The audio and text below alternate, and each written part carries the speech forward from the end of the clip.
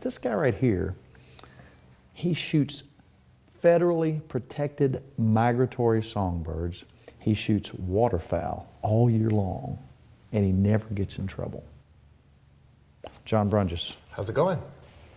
Photographer extraordinaire. That's why he didn't get in trouble. Exactly. Your hunting season never ends. It doesn't. It's another chance to go chase wild critters and do it in a way that's legal and keeps me out of trouble.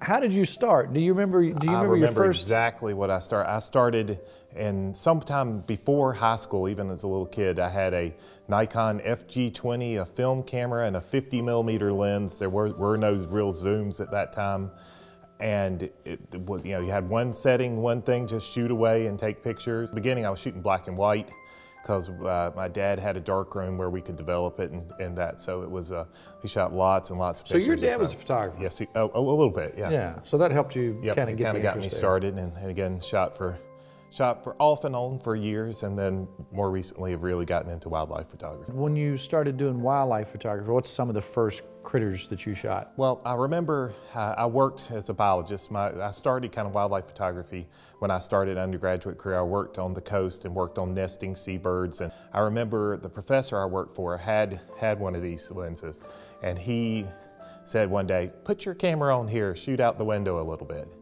And we were shooting out the window of the car of some shorebirds on the beach at Cape Hatteras. And I remember going, oh my gosh, I've got to have one of those. And so the rest of my life has been this mission to own one of these big lenses, because there's nothing like it.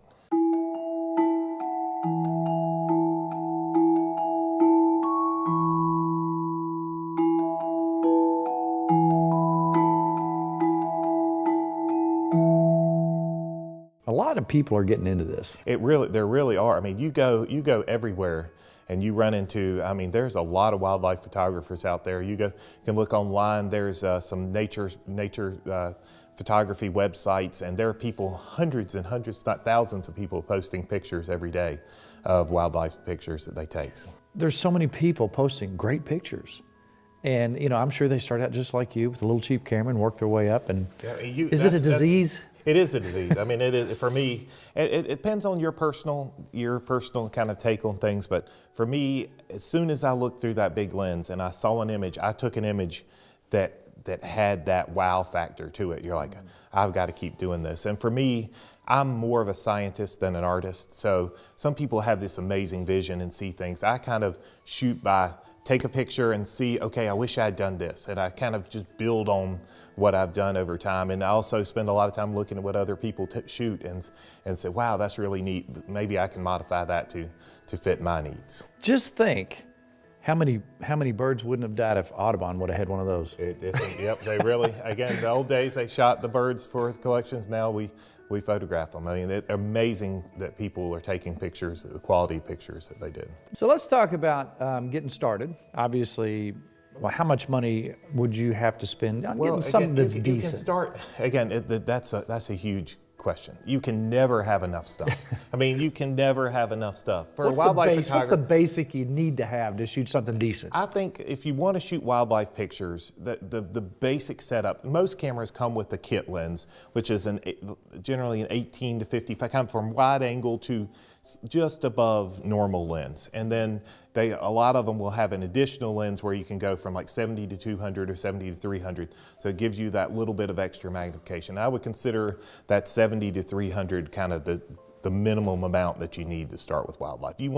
Wildlife doesn't like to let you get close in general, wildlife, and so you want more lens, the better, up to the point where this is a 600. There's also an 800 that you can get, which is even more than you want to mess with. Where are some places you can shop? Some very topical places that you can go start looking. But you can go online, and I love talking to the local guy who has knowledge and can really explain to you what you need and show you the different kinds and that kind of thing, that what you want. Now, these are obviously wild animals, and they're not going to fly up and land on your shoulder. So hunting type situations are probably going to be the best. I mean, we shoot video out of blinds all the time. And Is that what you do? I do it out of a blind too. You'll see, maybe we'll see some pictures that I shot this winter in the snow of birds that I shoot at my feeders. But I have a blind set up in the backyard and a feeding station set up where they come to certain perches, and I have the perches set up in a way so they have a nice background. And so you put the birds where you want them and photograph them, but I use a blind all the time for different things. The cover of our Kentucky Field magazine, this calendar this year, was a photo I took of a quail at Shaker Village. Had a photographic blind set up because I knew this bird was coming into this old stone fence on a pretty regular occasion, and just sat there and waited for him to show up and get his picture made. And you know what? I've done this. Your heart beats almost like it's a hunting situation. When you know it's coming, they don't know you're there. You get that same experience. It really is. It allows me to go hunting when it's not hunting season. It gets me to, I grew up hunting and fishing, and that's still one of my great loves. But I can go hunting right now. I can set the stuff up and go, and it's fun. Now, people might say, well, I don't have any place to go. Well, we have wildlife management areas all over Kentucky. We do. Great places to go set a blind up. Now, for the beginner, somebody's watching and they're just like, they really want to get into this. So this is a camera with a lens that a lot of people might get as their first lens. It's an 70 to 200 millimeter. Mm-hmm. So if you imagine millimeters as multiples of 50, so at 200, it's 4 times 50, so it'd be the same as 4x. This particular camera, has a full frame sensor. If you remember 35 millimeter film, the film size is basically, the sensor in this camera is the same size as 35 millimeter film. Most cameras you buy today, the sensor is half that size. And the bigger sensor costs a little bit more. This one, though, gives you the ability, because it's such a big sensor, to shoot in really low light. We used to, back in the film days, at 400 ISO, you were starting to go, I'm not real pleased with this. Anything over that, it was terrible. But this camera, I can shoot at ISO 6400, and you'd never know it was shot in almost complete darkness. They really do an amazing job. But this is, I would consider, kind of the minimum for wildlife photography, and then 200, 300's even better, and then the best would be 600. But again, this is a whole, start with something like this and make sure that you're happy with it and that you're really going to pursue it.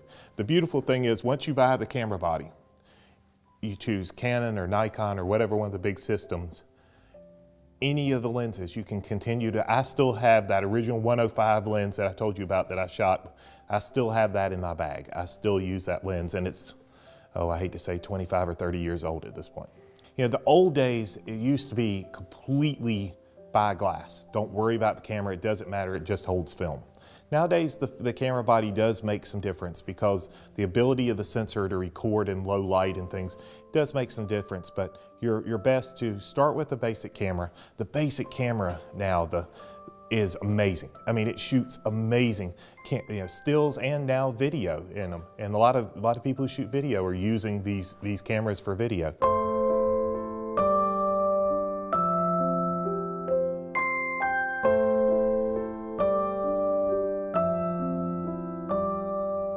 So you're a well-rounded sportsman, so you enjoy hunting as well. So I do. I've seen pictures of dogs with ducks, and I mean, retrievers. I love competing field trials with retrievers, and but duck hunting is my favorite.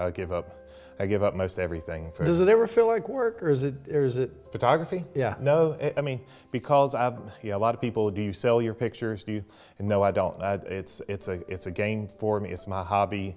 If I started selling them, I think it would become more like work. And so I'm happy. We use a lot of my pictures for our magazine and things like that, and that makes me happy. And Anybody shooting film nowadays? There are a few people that still But why? like it. I mean, at this point, you wonder why. It's different. I mean, it does some different things, and it has certain texture to it that people like. Artists, my brother is a photographer, and he shoots large format film and things like tin types, and for him, the film gives him something that digital doesn't. For wildlife photography, the digital really is everything I use my images for, be it presentations, the internet, those kind of things are digital, and it just makes life easier. Thank you so much for sharing your pictures and your time with us today. Happy to do it. It's You always might have fun. inspired some folks to go out there and spend some hard-earned money. It'll happen to you quick. They're going to end up homeless, but with a lot of pictures. Exactly.